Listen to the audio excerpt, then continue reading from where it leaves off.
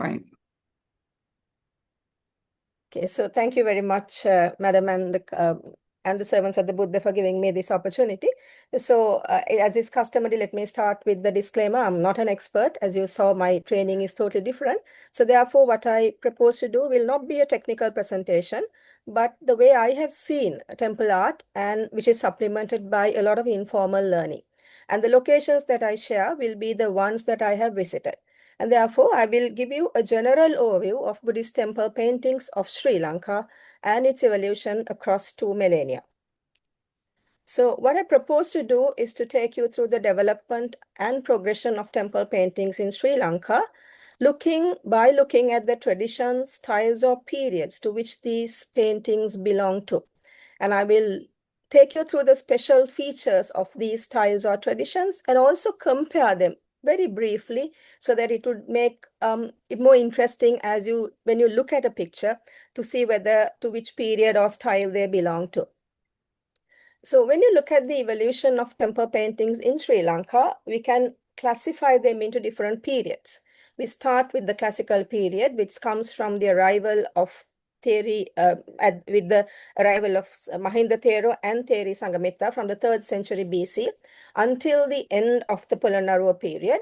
And thereafter, there is the period during migration of capital cities from the 13th to the 17th centuries. Then we get on to what is known as the Kandyan tradition, that is the 18th to the 19th century, which is divided into two, which some people divide as Kandyan style and Southern style, whereas the others say it's not really a Southern style, but a tradition.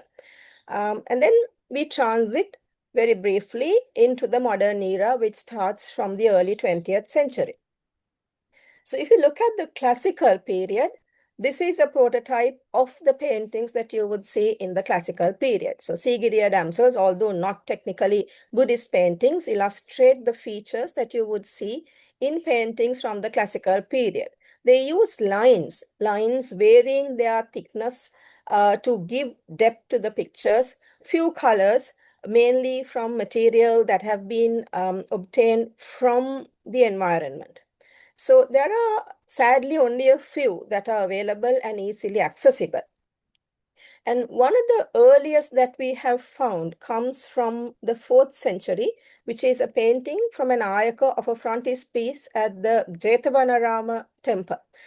This picture is of Kuvera. As you can see, he's a 4-armed Kuvera. And underneath the Kuvera is a lotus pond with lots of swans playing around it.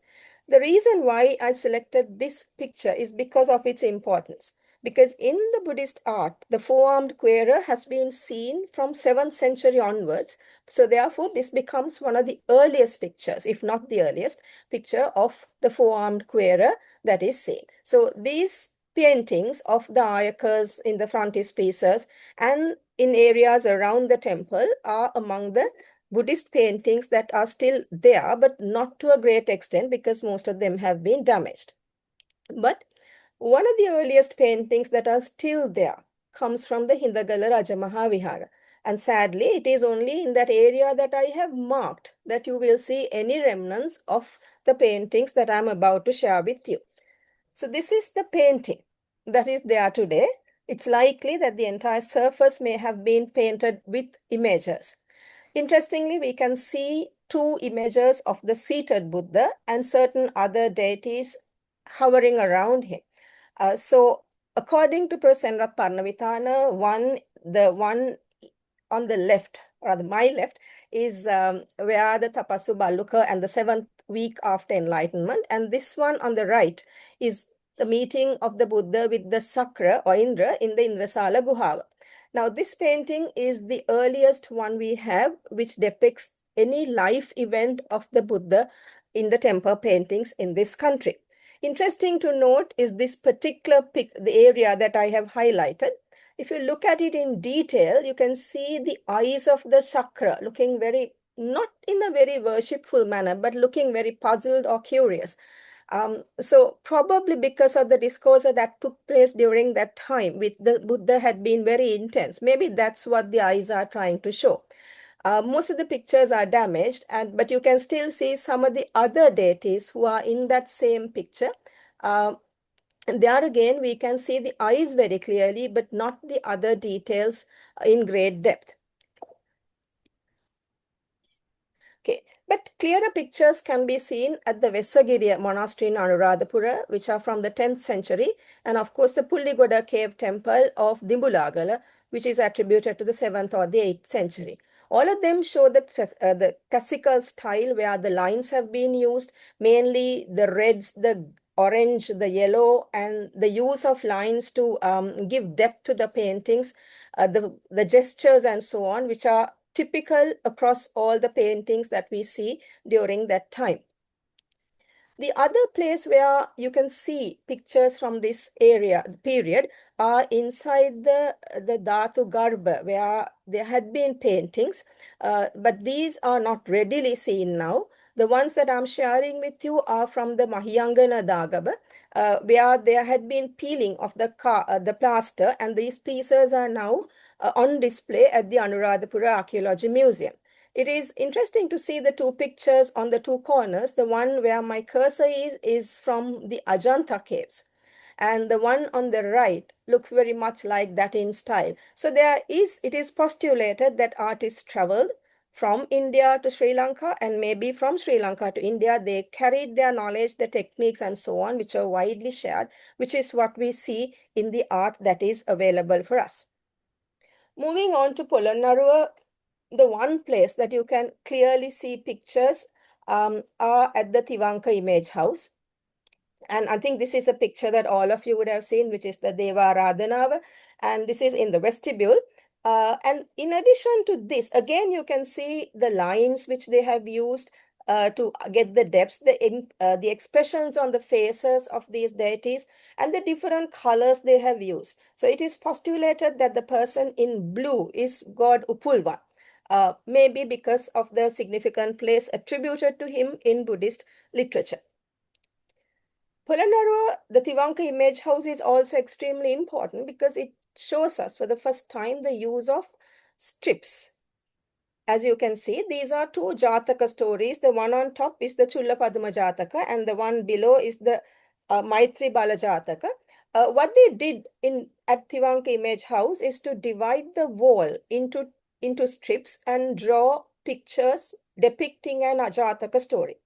Although the entire Jataka story was not there, they identified certain events of that Jataka, so that when we read from one side to the other, you can easily know what the story is. What I have highlighted here is interesting because in Chullapadma Jataka, it says that the queen abandoned the king in favor of a man who was disabled, and what they say is he was like a stump without any limbs. And then when she was eventually begging, she had ended up again in the king's palace after the king regained his kingdom. And if you look at this picture, I hope you can see it in your screens. You can see that the man's limbs are cut off. The queen is carrying the man, and the man's legs, there are no legs. You can see a stump here where my cursor is. I hope you can see that.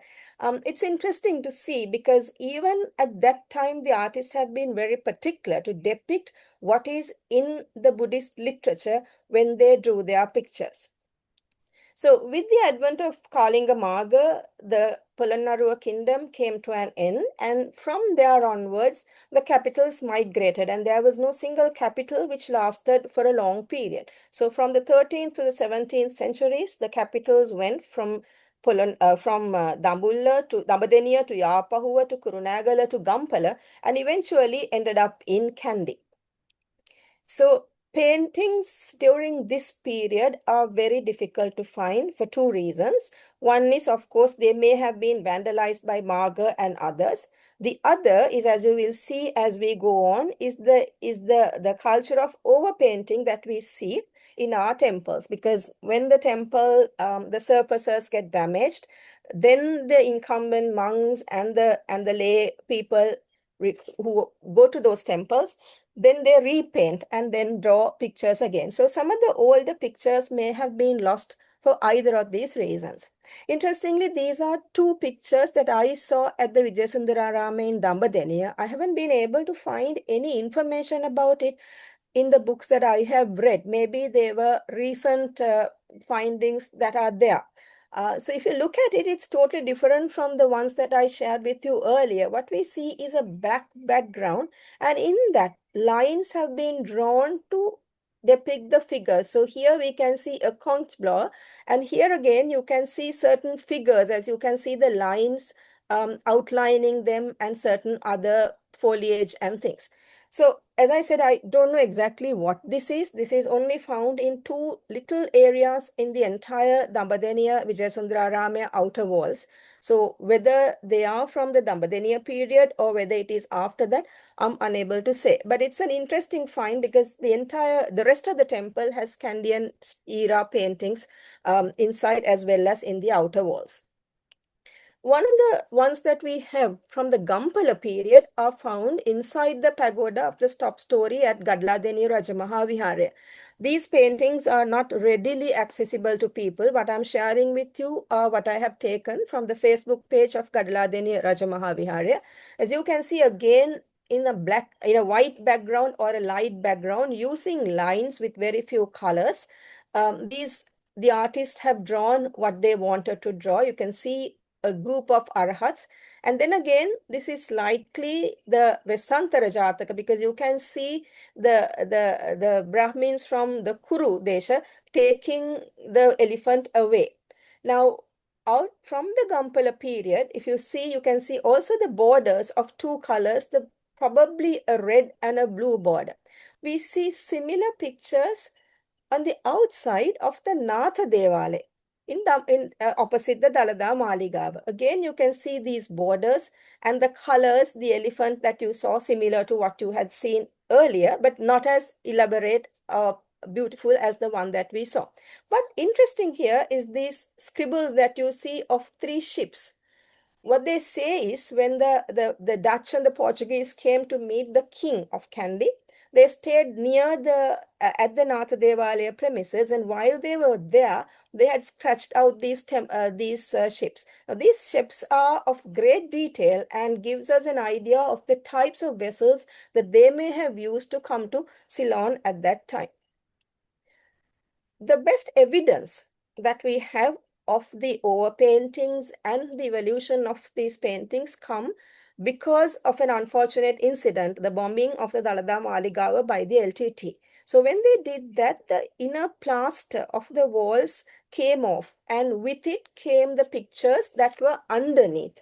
So there is evidence to show that there has been 3 layers of paintings, and this is from the time of King Narendra Singha, that is the early 18th century, above which we have the second layer during the time of Kirtisri Rajasingha, and then final layer in the 1940s, early 1940s. So this elephant is from the time of King Narendra Singha, again showing us that there was paintings, although we do not see what they were very clearly now due to various reasons. So when we come to the 18th century, this is what Ceylon looked like. The coastal areas were under the Dutch, and the central areas and the other areas were under the King of Lanka. So into this time came King Kirtisi Rajasingha, and with the help of Palavita Sri Saranankara Thero, we see a Buddhist revival. Now, this is a time where there were Ganinanzes in temples, and therefore the temples were not what we see today.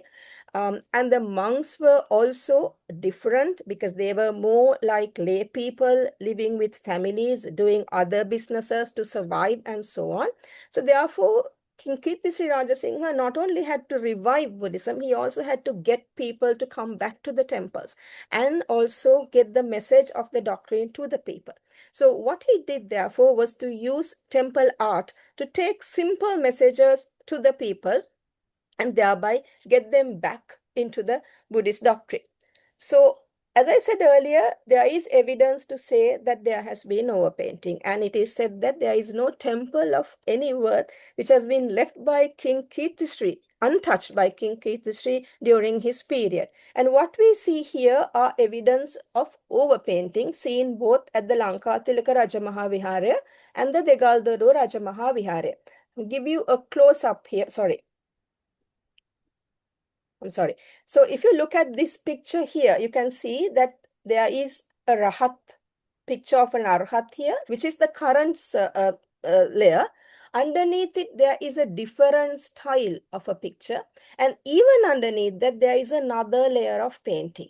We see the same thing at Gadaladeniya. You can see the strips which shows that that is part of a Jataka story. But underneath that, there is an image of a figure wearing the traditional Kandyan dresses, carrying a handkerchief in one of his hands. So overpainting is happened throughout the history of Buddhist art. With that, we lost some, but then again, we gained some others as well. So with that, let me take you through the Kandyan tradition or the Kandyan style.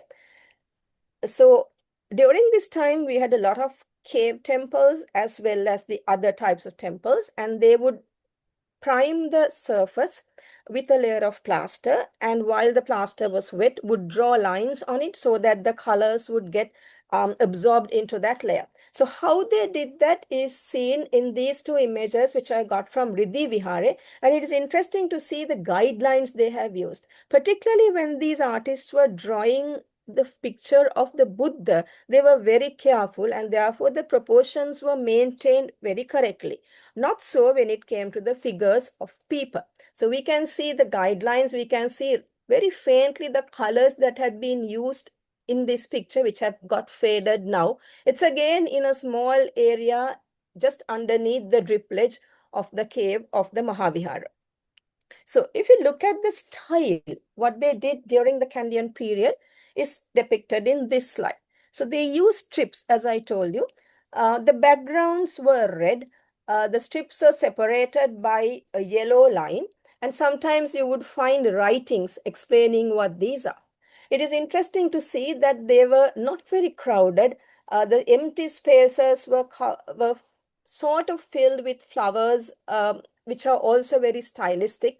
The bow tree was extremely stylistic when they drew. And the other thing is, irrespective of whether the figures were looking towards you or to the sides, the feet were always turned towards a side.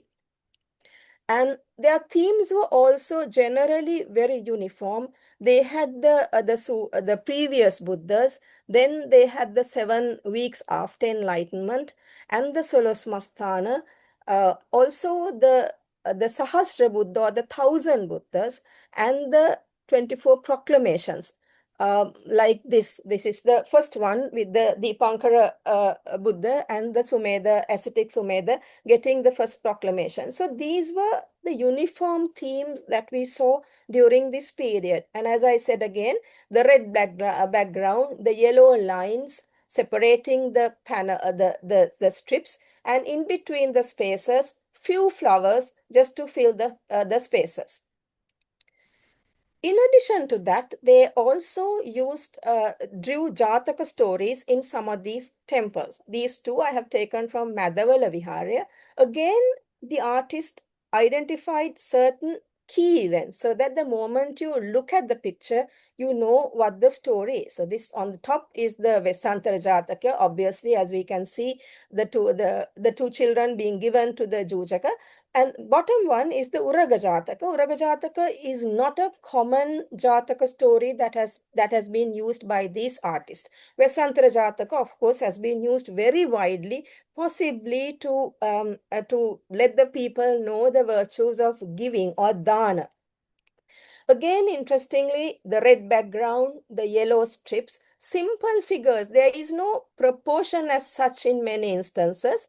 And then the empty spaces have been filled with these flowers, which are very stylistic and very clear. Again, surrounded by a black outline and the spaces filled with black. The red is probably to ensure that the pictures are seen very vividly by the viewer.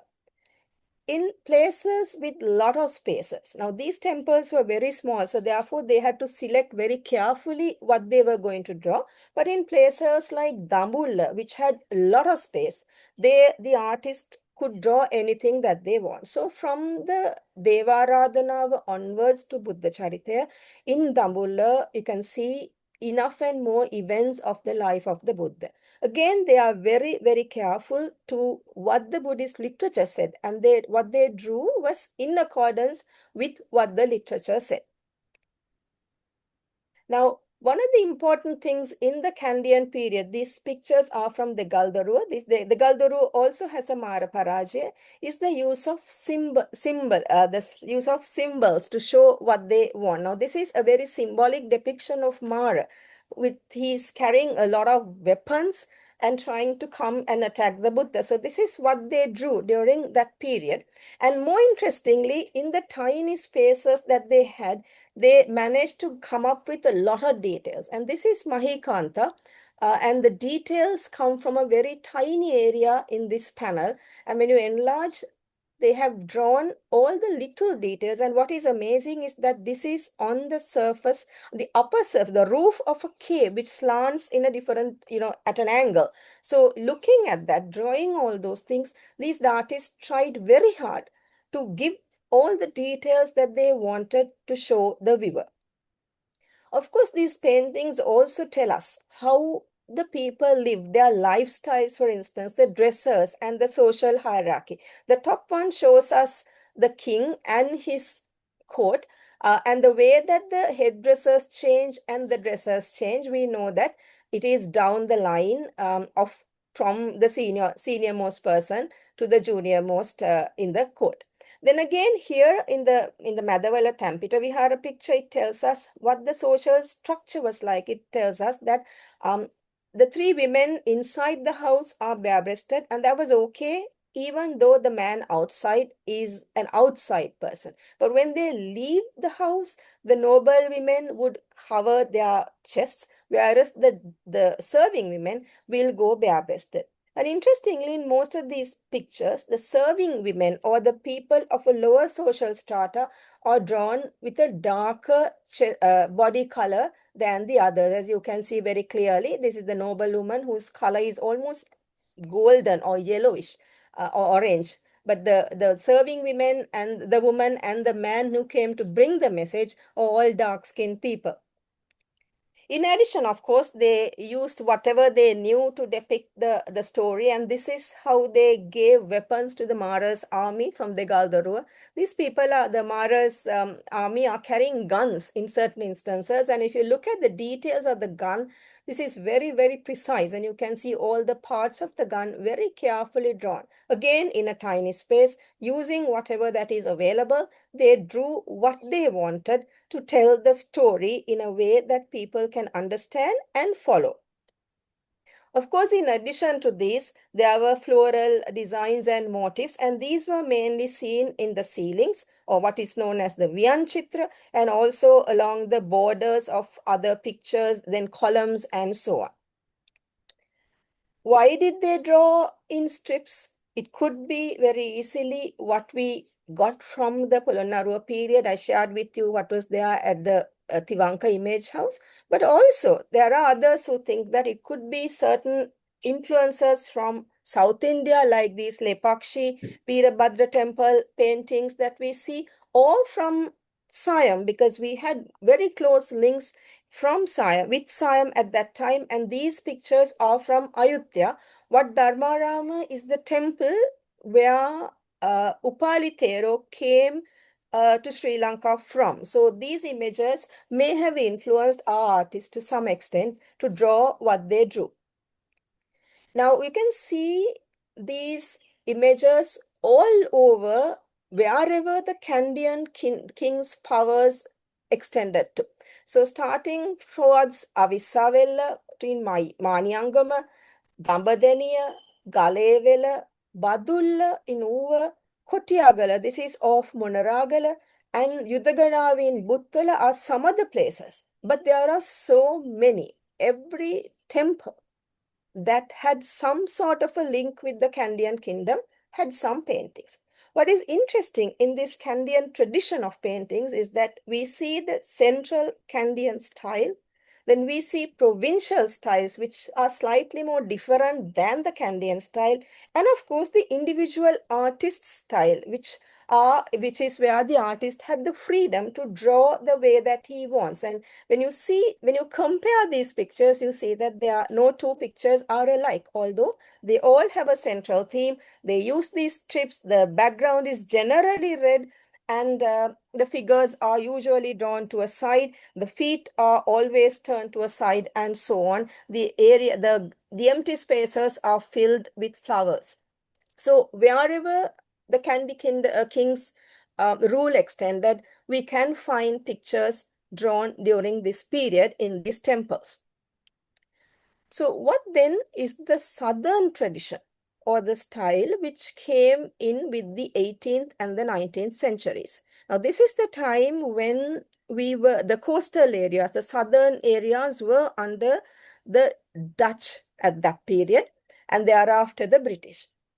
So during that time again, the artists traveled, and then there was some revival in some of these temples, and the monks requested help from the king.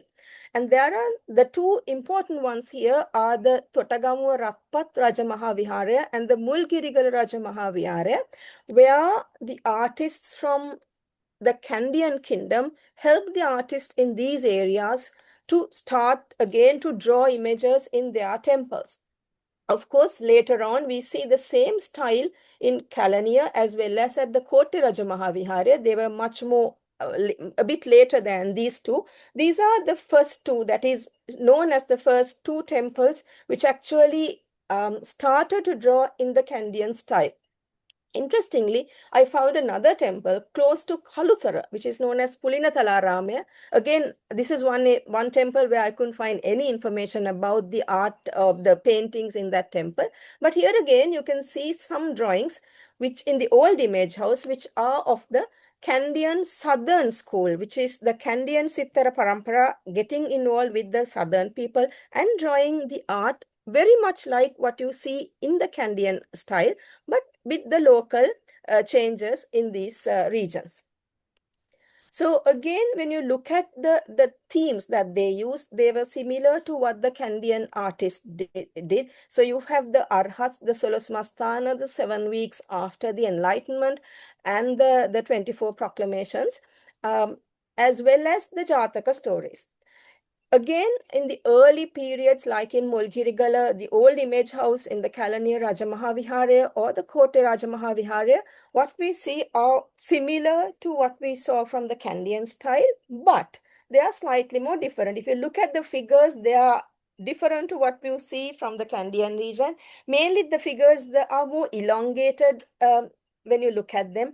The pictures are again more crowded and they have more details. So maybe because these areas, here the artist had more space to draw, and therefore he would select more events from that particular Jataka story. Again, just like in the Kandy period, you can read the story from one side to the other and then continue until you come to the end of the story. The legends are given. Sometimes you can see what it is inside the image, and unlike in the Kandyan school or the typical Kandyan style, we see black coming inside the buildings. Black was not a color that was seen in the central Kandyan style. As time went on, the southern artist evolved to become almost a tradition different from the Kandyan style. So although they continued with these strips of storytelling, they became more elaborate. Their styles developed to a different genre, and then you can see flowers which are totally outside what you see from the Kandyan period. They put them into a little bit more perspective. And then interestingly, we find these little fillers coming into the pictures where you find squirrels and birds and things like that, filling the blank spaces with all sorts of trees and so on. Again, you can read the story. This is the Telapatha Jataka. So you read from one side to to the other end, and they would identify the key figure. And if you are going from one event to the other, the direction would change. So if you look at it, this is the first one where the prince is worshipping his parents and getting permission to go. Then here the figures are looking at a different direction. And again, when it comes to this area, the same person, but which we see that it is the second person is looking at the right. So it is again another event of the same story. Here, the colors were much more brighter, probably because by now we had access to chemical paints more than in the past. So you can see a lot more colors coming into the pictures rather than what we saw during the Kandyan period. The other important difference that we see is the Makaraj, which was in the Kandyan temples, which was kept over the image, the main central image of the seated Buddha statue, was brought more to the entrance. And in that space, under this arch, we see paintings of either the Maitri Bodhisattva or other deities, depending on what the artist wants. Very interestingly, they also, as time went on, started to give the years of when these paintings were done. So we can identify and date them much more precisely than what can be done during the Kandyan period. And in certain instances, they actually write the year in Shaka years and not the Buddha in the Buddhist era years or the normal calendar that we use. But whatever it is, the important thing here is that because of that, we can identify when it is done, and the use of the lion and the unicorn helps us to realize that, okay, this is again during the time that we were under the British or the Dutch. Sometimes they introduced foreign looking figures into their pictures. This is incidentally the Vishwakarma to whom King Suddhodana had entrusted the building of the three palaces to Prince Siddhartha. In certain instances, the entire story would be depicted with Western attire, Western instruments, Western looking carriages, and so on.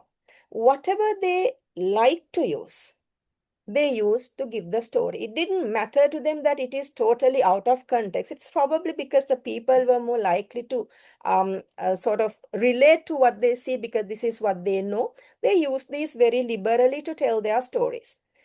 Because they had a lot of space, they would go into great detail. So this is to compare the 7th week at Riddhi Vihare and 7th week at the Samudragiri Vihare in Mirissa, which tells us the entire story. They write all the details at the bottom. And they were very particular again to maintain what is given in the literature. The deities of the four directions, the Satara Varang Devyo, have individual colors based on their directions, and these colors are also very clearly depicted in this picture. So they were again, just like the Kandyan artists, they were very particular to depict what they saw, what they read, what they heard as in accordance with the Buddhist literature. Here again, it is mainly the Pali version that they used. The life story of the Buddha, starting from the time of Devaradhanava until the Buddha Parinirvana, were drawn in detail during this period, possibly because of that extra space they had, and they could use it very effectively to tell these stories. Just like with the Kandyan period, these drawings also help us to understand the lifestyles of the people at that time, the furniture they used, the other utensils like the spittoons and so on, and how a shop or a kitchen would look and what sort of instruments they would use and so on. So the study of these are very important for us to understand how the lifestyles were during that time, although they were used in a different context. They were very particular. We can also see how the dresses were during that period. Here again, when you look at Kisa Gautami, the dress that she is wearing is a typical dress that you would see on a southern lady during that time. So we get an idea of what these people wore during that period, depending on their social status. The ceilings, of course, had the flowers, just like in the Kandyan period. They were different, but we also see the zodiac signs coming in to the ceilings during the southern period. In addition to that, of course, the Siva Vatuka, the Bahiravas, are also seen in these temples. Maybe because in the southern period, these people were more used to Bali, Tovil, and Yaga, and they brought those things also into the temples, but as guardians of the temple and the people. The lifestyles had changed, and therefore to inculcate good practices, I guess people needed a little bit of incentive. So the artist drew heavens and how you enjoy your life in heaven if you're good. And of course, what happens to you if you're bad and you end up in hell. And interestingly, hells are divided and they tell you with graphic details what happens if you do certain things and if you end up in a particular hell. This is an interesting picture, mainly because this is one of the few instances where you see the Pali Gatha written in the picture. And more importantly, just like with the Buddhist literature, here again the artist has been very true to what the Mahavansa says about this event of the Buddha's visit to Nagadeepa. He describes everything to the letter.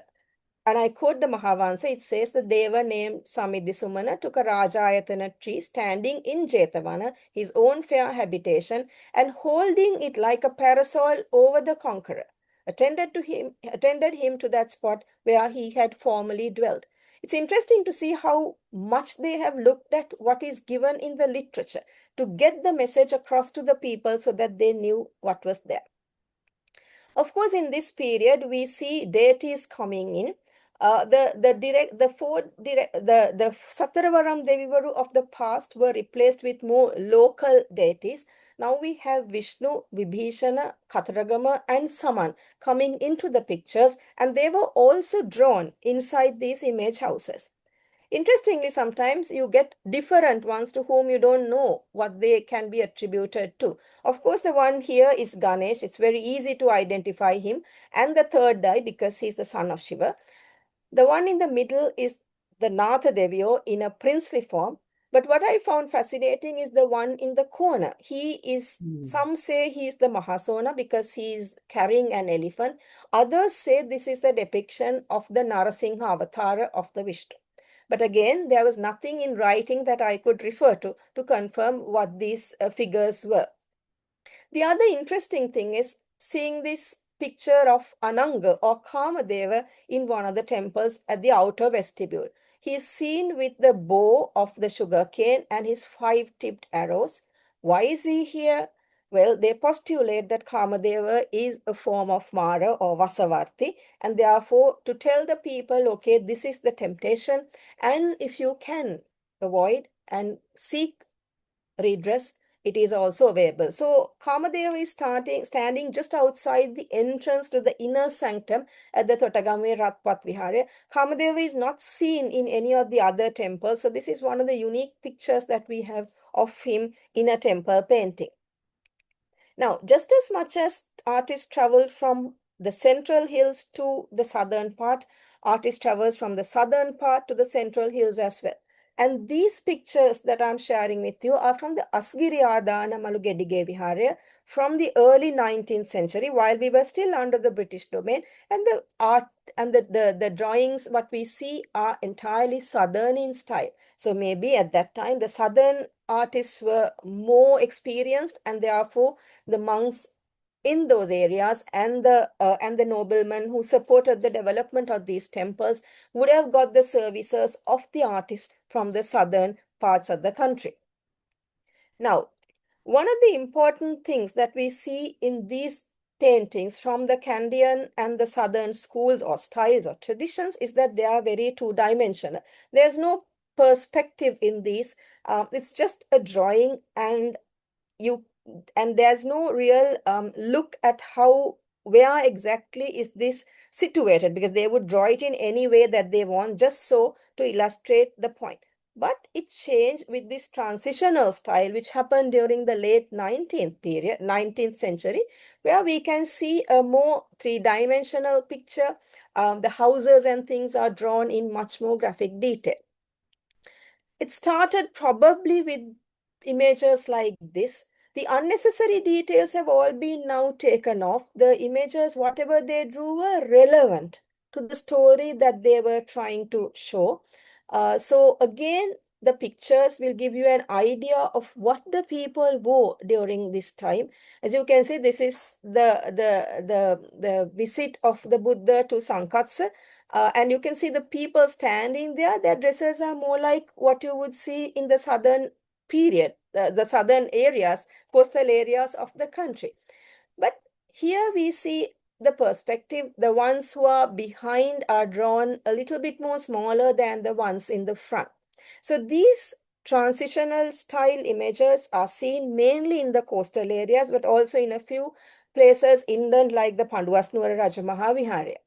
This is again from the Sapugoda Sri Mahavihara in Beruala, which shows the Mara Parajaya. And we see the colors being used very liberally to depict the story. What I like about this is, again, I haven't seen this in any other place. This is the Mara challenging the Buddha and asking him, what gives you that right to sit on that Vajrasana? And he says, I have all my army behind me who will say that I'm great, but what right do you have?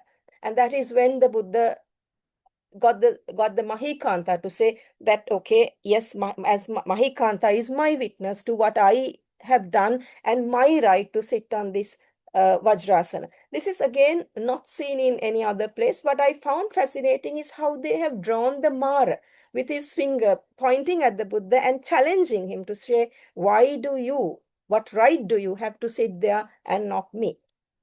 Of course, the ultimate of this transitional style is seen at the Subodharama in Karagampitiya. These are two pictures that I have taken from there.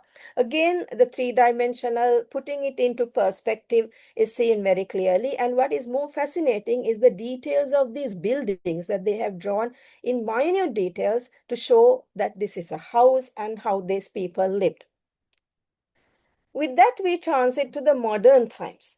Now, one important difference from the previous to now, when you look at the modern times, is that there is no tradition in modern times. That is why I have put different pictures. This is not a tradition, it is a style, and the style would vary from person to person. There is no one single style for this period. There are different artists who drew as they pleased, depending on what they had and what they wanted to show. So the earliest pictures of this style are, from what I can see, are seen at the Vajrarama in Colombo. Again, there is no description of these paintings in any of the standard books that I have referred, possibly because they were found very later, pretty recent, maybe a few years ago, when they were trying to renovate the image house. And here we see the perceptions, the perspectives and the perceptions of people. And as people are further away, they are drawn smaller. And we can see very clearly, it looks like a human, not just an image like that, but more humanistic in their drawings. So these are among the earliest. And because it's Vajrarama, we can easily date it. So it's likely in the early 20th century. I don't know who the artist is of these paintings, though. One of the more key artists during this period is Maligawage Sarlis, who, of course, is known for his pictures that were hung in practically every Buddhist house during that period. But he was also invited to draw paintings in some of the key temples, like Isipatanarama in Colombo. Now, here again is a period where we had Buddhist revival. Again, people were trying to get independence, and therefore, there were a lot of people who would support the monks in this endeavor. So M. Salis's pictures are found in many temples in the coastal region, particularly in the western province. And his style is unique in that his drawings are very theatrical, like what you would see in the Nadagam style of the stage plays during that time. He was heavily also influenced by the Renaissance artists of the West. So we see the use of shading, a lot of colors and so on. And the images that he drew are just like looking at a real picture. Although there was no style as such, his particular style was copied by other artists, and we see similar pictures in the newer image house at Pulithararama in Kalutara, and also far deep down south in Mulgidigara Rajamahavihara. Again, the same style was copied. But apart from Salis, there is no other artist during this period whose style was copied by others. Around the same time, we see the development or the advent of dioramas to tell stories. So one of the easiest places to see that would be the Belangvila Rajamahaviharya, where we see the Buddha Parinirvana as a diorama, where the paintings are used just to supplement it. And in Subodharama in Gangodavila, practically all the life events of the Buddha are shown as dioramas and sculptures. And in this temple at the Bodhi Rajarama Viharya in Nigambo, the entire event is a diorama and it covers one little room entirely. So dioramas again are during the early to mid 20th century, but they were again not something that caught on. So whatever the temples that had them at that time kept them on, but it was not something that was propagated after that. The second important artist of this period is Solis Mendis, well known for his paintings of the new image house in Kelaniya. He was, of course, a painter who had been painting right along until he started painting the Kelaniya Rajamahavihara images. He was trained in India, and his style again brings back the classical style that we are used to seeing. The colors that he used again have been sourced from natural sources, and the style is more like what you would expect from the classical as well as the Indian influence. The other artist is George Keat. George Keat's pictures, temple paintings are seen only at the Gautami Vihare in Boralla. He was influenced by many, Picasso and others, and his style shows that. My personal feeling is that this is just a drawing for him. The canvas was there and he drew. I'm not very sure whether he actually tried to evoke piety in the people who look at these, but the drawings are simply fantastic. The details are amazing, and it spans right around the perimeter, the inner sanctum of the inner around the inner sanctum at the Gautami Viharya. So starting from the Deva Aradhanava to Buddha Parinirvana, the events are depicted by George Keat. George Keat did not draw any other temple paintings of repute that we know of. So the only one you can see would be from the Gautami Vihara.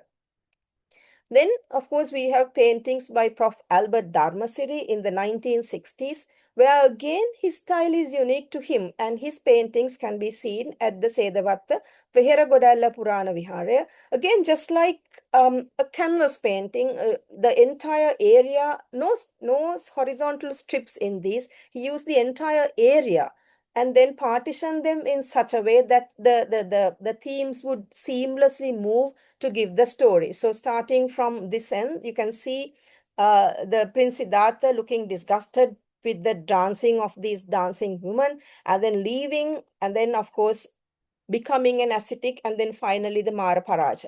So again, we can see drawings from the Devaradhanava to the Buddha Parinirvana. Whatever Professor Albert Dharmasiri had wanted to show, he showed them in his drawings. The final artist in the 20th century is Somabandhu Vidyapati. His paintings are seen in the Belangvila Rajamahaviharya. Here we see a lot of colors. His the use of colors is where he uses a lot of bright colors, and it's a riot of colors that greets you when you look at the walls. Again, he used the entire wall, partitioned them in different ways. His style is again a little bit more classical than what we saw with either Keat or with Professor Albert Dharmasiri, but more akin to what we saw with Solis Mendis. Now, when you compare the 20th century artists with those before him, there was one important thing a difference that I found. I realized that in the 18th century or the 19th century paintings, we do not see the extreme emaciation of the Buddha when he was undergoing all those hardships during the 6 years. They would draw everything, but would stop at drawing that. But the 20th century artists had no such reservations, and every one of them, if they felt like drawing, would draw the picture, of course, in their own styles, but the event is very clearly depicted. This is one important thing that I saw as a difference between you compare the 20th century artists with those before them. Then, of course, they were not really, after Salis, the others weren't very keen to have Jataka stories drawn. So we don't see anything in the Kelaniya, the new image house in the Kelaniya Rajamahavihare. But of course, he drew a lot of incidents from the Kelaniya region in the history. as the past history as well as the more recent history of the building of the Kalaniya temple. And we see similar things in Bellangwila as well as in the Galapatha Purana Vihara in Benthota, where there are paintings to depict the history of the temple that was where the artist was drawing. In addition, of course, occasionally we find events such as these depicted in temple paintings. This is one of the earliest paintings of Solis Mendi seen in Polonnaruwa in the Sri Jaya Mahavihara, and this is by an unknown artist in the Bodhiraja Rama Vihara in Nigambo. These are two events in the Sri Lankan history that for various reasons, for whatever the reason, the artist would have thought was good to depict, which is outside the life of the Buddha, but are important milestones in our history. But the most important thing that I saw with the 20th century artist is going away from this symbolic depiction of the Mara Paraja seen at the Bellangwila Rajamahavihara by Somabandhu Vidyapati, where he goes into details to show us what exactly the Mara Paraja is, going away from that symbols that all the artists before him used, including Professor Dharmasiri as well as George Keat. So Somabandhu Vidyapati went beyond to depict the exact Mara Paraja as we should understand what it is. Moving on to the 21st century, this is one temple which had some paintings from the 21st century, that is the Ginivale Vihara in Koggala. This was a project between the Dutch and the local monks in that temple, where they used the models, real people, to draw the figures. And this is one picture from that temple. And if you can see, there are areas where people have painted over, so you can't see the entire thing. And as you can see, the faces have been damaged. So why did they do that? Possibly because of this. Because these artists, they didn't realize that these were temple paintings and there are certain norms that one needs to follow when drawing a temple painting. So if this is the arrival of Arahat Sangamita, this is probably not something that the people would like to see. You wouldn't see the sacred bow sapling being held below the waist, nor would you like to see girls dressed like the way the artists have depicted attending to Arhat Sangamita. So what happened there was that the people didn't like it and they went and vandalized the pictures, which tells us that for art to survive, it has to be accepted by the people. And it is important that if we are going to get outside people to draw images, we need to give them some guidance. What, in my opinion, we lost was a new style of drawings, a new style of paintings that we could have worked on had this been practiced a little bit more with being conscious of what the people of the country would like to see. So, ladies and gentlemen, in conclusion, Sri Lankan temple paintings are a uniquely Sri Lankan story of adaptivity and inclusivity. It is a story without boundaries but with limits of societal acceptability. It is a continuously evolving living art. And it's a story without an end. What I have shown here is from the same temple. This is the Ratpat Vihara, which shows what the earliest paintings showed of the Suvisi Vivarana and the Arhats, and what the 20th century artists, early 20th century artists tried to depict with our painting. So this was with the restoration, they realized that there was something more underneath. And incidentally, the CCF publication of the Ratpat Vihara does not talk about these paintings, and which is why I'm saying that it is a story without an end. We keep finding new things, like with the Ratpat Vihara, like with the Vajira Rama temple, the paintings. These are things that we are seeing now, which have been covered with another layer of paintings. And so, as we find new things, as things evolve, we will probably see more, and the story would continue. But more importantly, it is a story of peerless faith, which has endured all odds and has been maintained through centuries. I'd like to acknowledge with immense gratitude the support given to us when we explored these temples by all the monks and the lay custodians of these temples. They would share their knowledge. They would make the place available to us to see, explore in any way we wanted. They would share whatever they knew about the places and treat us like, the ape kama that we value very much nowadays. So I'm very grateful to all of them for making it possible for me to explore and for me to explore the way that I would like, looking at temples, pictures over and over again, clarifying the doubts that I have and sharing their stories with me. I think some of these people are no longer there, and I remember them with immense gratitude for the help that they gave us. And thank you very much for listening and for the opportunity given to me. Thank you. Professor Chandanie, thank you very much. That was brilliantly presented, and what an amazing array of collection of paintings, temples that I haven't even heard of, some of them. And the only slide that one can't is your disclaimer, because that really is, you have, I think, amazing. There's nothing to disclaim. Your professorships in clinical pharmacology, I think, pale besides this wonderful presentation. I mean, Thank you, to madam. pharmacologists, you can find maybe maybe even 500, even every 150 miles apart, but to find an artist and with interest in this is, I don't think you can find easily. Thank you, madam. Without traveling much longer distances. So congratulations. Thank you. And it was really breathtaking. I will open the floor. Please, I'm sure there are a lot of comments as well as questions. And there are people here who might like to ask, I'm sure, who would like to. Mr. Miriagalla, I think I saw you. He's a past president of the Royal Asiatic Society. And also, Mr. Miriagalla, would you like to make any comment or questions? You can unmute. Oh, sorry. I think I have to let you unmute. 1 minute, half a second. Right. You can unmute yourselves now, all of you, any one of you. Don, do you have to say anything? Venerable Olande Anand Thero, would you like to make a comment?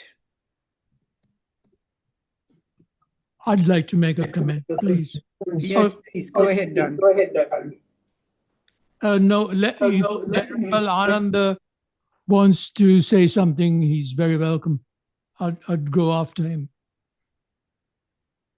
Bante? Well, thank you for giving me preference, but actually, I am sort of dumbfounded by the richness, variety, the clarity also. You go to most of the temples, you don't find that their art is so clear and so beautiful. So that is a compliment for the professor, artist who has given us this very wonderful show. And that's about all that I have to say about it. Don, go ahead. I think, sir, there is another gentleman who I think was before me who is in chat who wants to ask some questions. Professor Senanaika? I'm looking at chat. I think it's a gentleman called Jaika. Jaika. Sorry, a person called Jaika. Yeah, he is also a medic based in the UK. Jaika, please unmute. Jaika. Hello, thank you very much. Chandani, that was a extremely detailed talk and actually covers the whole range of art in temples and elsewhere from the very earliest up till the present. And I was really happy that you covered the artists like Solius Mendes, Manjushri and George Keat. Just a few observations and question. Do you think there, as you mentioned, during the canteen period, during Kirti Sri Rajasingha, the Candian art, I thought, and I think you have observed as well, has a connection to art in Thailand, because I was at a Thai restaurant in Sheffield and happened to see the paintings on the wall, which are, I think, copied from some temple painting. Particularly the red background seemed to be common in both. Yes, thank you.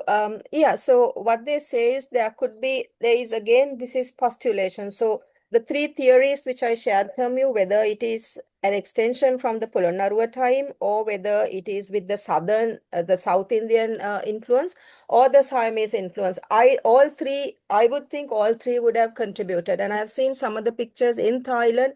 Again, not so much the strips, but the drawings that they have, the use of red is very striking. So probably a mix is what I would think rather than just one. Yes, thank you. And I found the Girival temple painting by these foreigners, as well as Sartre's painting. Actually, these, I think, are sort of trying to copy not so much the Renaissance paintings, but more sort of Victorian pre-Raphaelite paintings. And unfortunately, I think they have not, particularly the people who have recently in the Girival paintings, have not really understood how to depict Buddhist stories. But certainly, I thought the Sartre's paintings, he would have had access to the British paintings of the Victorian period and the pre-Raphaelite paintings. They looked very much like that, really. Yeah, sorry, I stand corrected. Yes, those are Victorian, not so much Renaissance. Yes, that's correct. Yeah. Thank you for that. So during that period, there were a lot of representations of sort of religious Christian Yes. paintings.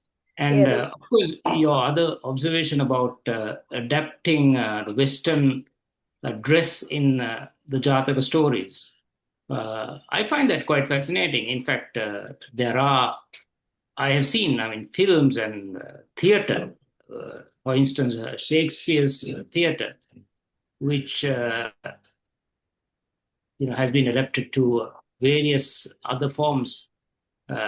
One particular one that I like is Coriolanus, which is not a well-known Shakespearean play, which was played by Ralph Fiennes. If you look up that film, it actually depicts him in the modern day as an army commander wearing jungle khaki and the use of tanks.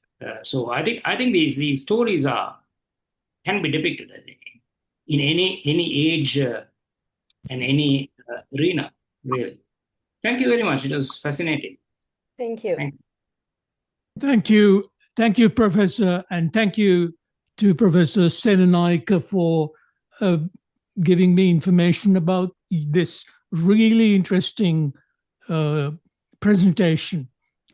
I am a lay person, so I'm going to quickly point out that I'm a lay person, but I have a habit of using now this wonderful AI technology to envisage what people might have looked like. And I think the things that I've been able to produce has been fairly well received by the sort of Buddhist world, so to speak. But I am really fascinated by what you have come up with, but I tend to go by textual descriptions more than the visual descriptions that are in the various archaeological sites and so on. And what I found quite interesting, for instance, in the Mahavamsa, I found this and I can't find another reference before this, which is in chapter 18, there is a reference to, excuse me,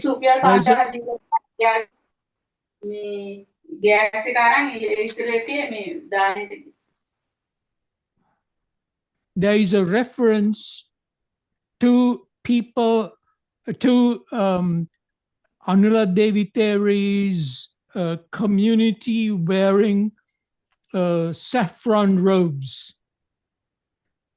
I think it is in chapter 18, I think verse 19 to 12, there is a reference called Kasaya Vattani Dhaharentyo, those wearing saffron robes. Then, of course, in the Tripitaka, there are a lot of references, including those which are stated by the Buddha, of Odavatasana Upasaka and Upasikas. Could you? Dressed in white. I'm trying to envisage what perhaps those like King Devanampiyatissa and others may have looked like, because I have difficulty in them appearing in front of, say, Sangamita Mahatheri, totally bare-bodied. What are your comments and advice to me? Okay, so you've touched an area that I'm not very familiar with, which is AI. As far as this is concerned, the depiction of the yellow robe, the Anula Therian, that is there in some other paintings. I've seen one such at Bellangvilla, but as to King Devanampiyattissa's attire, I honestly don't know. He may have, because I think that's what they were wearing. So I don't think they would have. For instance, now in the Dipavamsa and in the Mahavamsa, you have very clear, precise, for instance, in the Dipavamsa, you have very precise, large amounts of text describing large numbers of women and young women going to attend discourses conducted by Mahinda Thera. Then you have, on the other hand, you have the very clear references in very clear texts about, for instance, Prince Arita, the chief minister of the cabinet of King Devanampiyatissa, going and appearing in front of Samrat Ashoka of the Ashokan Empire. I find it difficult to see and envisage them appearing sort of like bare-bodied in front of the emperor and having a discussion with the emperor and his entourage. I'm sorry, I don't think I can give you an answer to that. Right. Thank you, Don, for those comments and those, because Don is a great one at creating images when he uses very effectively in his presentations. Uppalavanna Bhikkhuni has raised her hand. Bhikkhuni, have you? Yeah. Okay.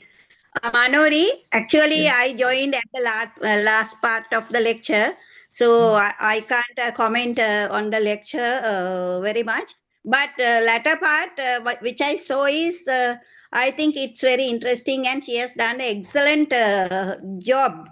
So that's what I wanted to appreciate. And also that Jaika. Jaika mentioned about some press course seeing in Thailand.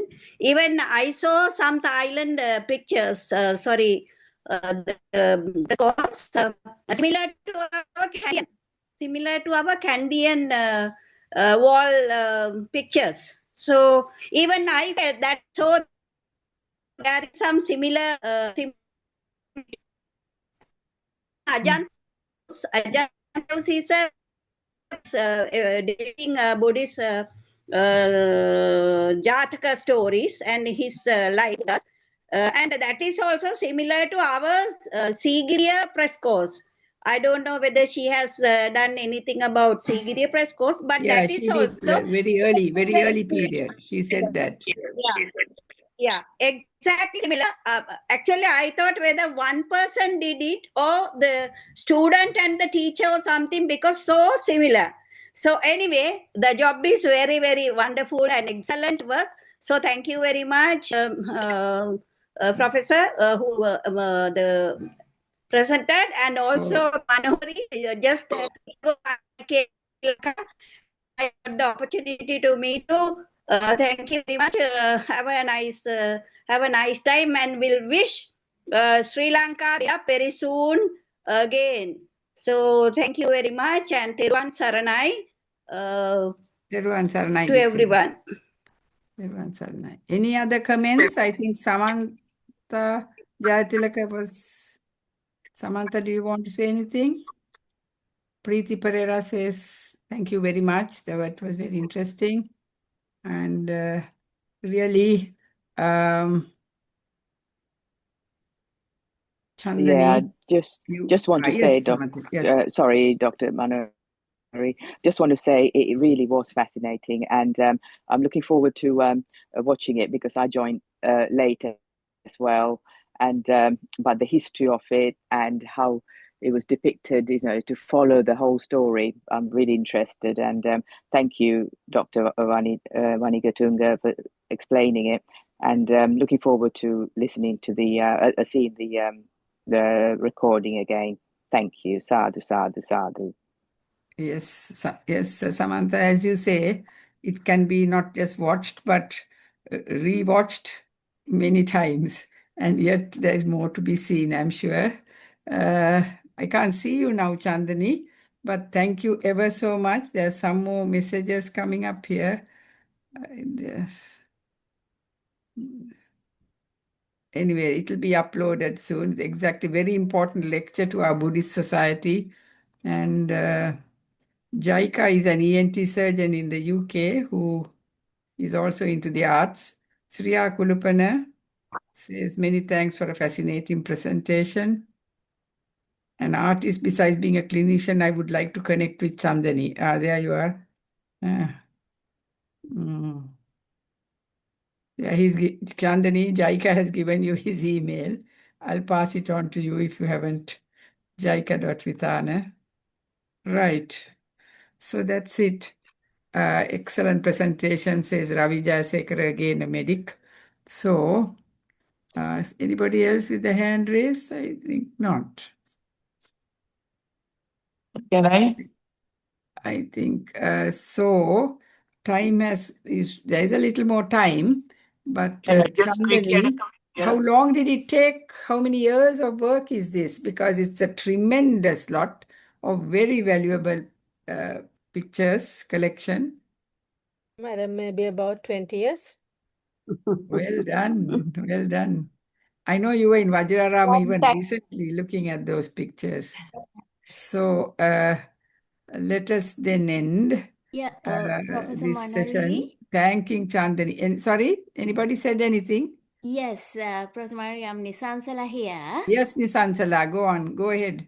Yeah, I just wanted to it's more than a question, it's just a comment. Actually, yeah, Dr. Chandani, like, now, Kandian era, especially in Kandy, that we see a lot of flowers, different flowers, like depicted in between figures or relevant other objects. And you mentioned that the flower motifs they are to fill the empty spaces.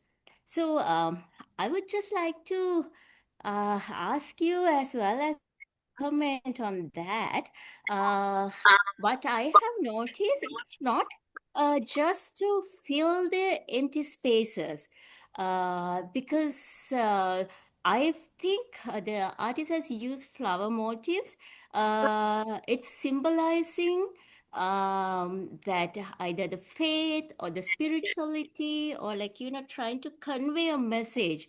Especially, artists won't use a line without any meaning. So, if you notice, especially the lotus flower and the sapu flower, it's depicted around Buddha and Arahat and Devas, and you cannot find, especially sapu flower, in everywhere.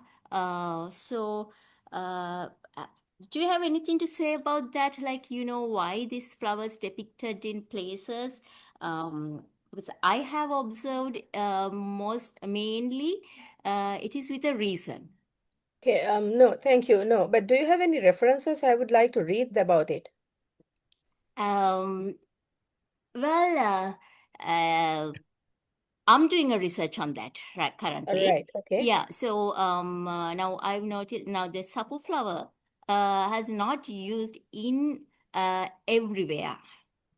So it is if it would be good if you all since you have traveled and you have seen many temples, like now even Vesantara Jataka in Madavala temple painting, the sapu flower depicted both sides of the Vesantara Rajatuma, and as well as just see mainly sapu flowers used either Buddha or Arahat or Devas or royal figures, and it is not depicted to fill the empty spaces in everywhere.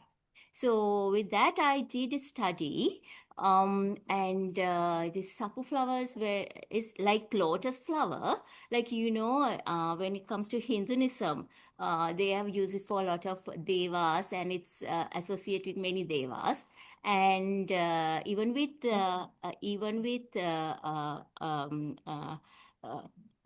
Buddha relics, now time to time they have foreign invaders, and then all these thieves and all sort of problems. The tooth relic was kept in a sapu bodhi. It's hidden in a sapu bodhi, or mostly related to sapu. So that also I noticed, even Kadupul, it is not depicted everywhere. It's mainly depicted related to some figures, which is conveying a meaning. That's what I found out. Okay, thank you. I'll have another look at my pictures to see where these have been shown and Yeah. whether I can get some more information. Thank you for that. Sure. I have a question, please, again, Professor, Go ahead, Don. Go ahead. if I may. We have It just a is few the minutes. Yeah, 2 minutes. depiction of the Buddha, and I would like to very much get your kind opinion about this. Now, in the Tripitaka, the Buddha very clearly in his statements point to the fact that he shaved his hair and his face. So the the derogatory name that was used by the Brahmins at the time to the Buddha was mundaka, people who were shaved. So in this situation, how do you depict what would be the influence of the earliest of the Buddhist imagery in Sri Lanka, which depict the Buddha with the usual hair and looking like a bodhisattva? Where would this have emanated from? And what do you think are the closest in terms of Sri Lankan art depictions of the Buddha, which might be slightly true to the reality in the Tipitaka? Yeah, I think reality in the Tripitaka, I haven't actually seen a particular image of the Buddha as a clean-shaven person. But the other depictions we do have, I think the oldest ones we get are in the Sandagiri Stupa, the statue, which is coming from the Andhra style, which has all the features that we see today. Possibly a little bit of Mahayana influence, because they would have wanted a Mahapurusa, not just another human being to worship. I don't know. I don't have a very clear answer because I haven't studied that at all. It's just what I have seen. So could you please kindly repeat the reference, ma'am? For the for Andhra. that particular one that you just Okay, mentioned. so that the Andhra, the statues about Sandagiri Stupa is in Professor Osman Bopiarachi's book Roots of Sri Lankan Art. So that is there. The images he has shown are, what he says is the Andhra dolomite. The statue there is made out of Andhra dolomite, which is not found in Sri Lanka. So he postulates that either they did it there, they did the entire statue there and brought it, or they brought the block of dolomite and did the carving here. But it's there in that book, Roots of Sri Lankan Art by Professor Osman Bopiarachi. Thank you. Wonderful. I think time is up now. We will end in the usual way. Can I ask Bhikkhuni Uppalavanna to chant the usual stanzas, please, and end the session? Bhikkhuni Ma? Okay. That was to transfer merit to the Devas and the departed. We have only about 2 minutes, about very short time. Yeah, our merits which we collected from the discussion and the sharing Buddhist concepts, etc. So let's share with the Devas first.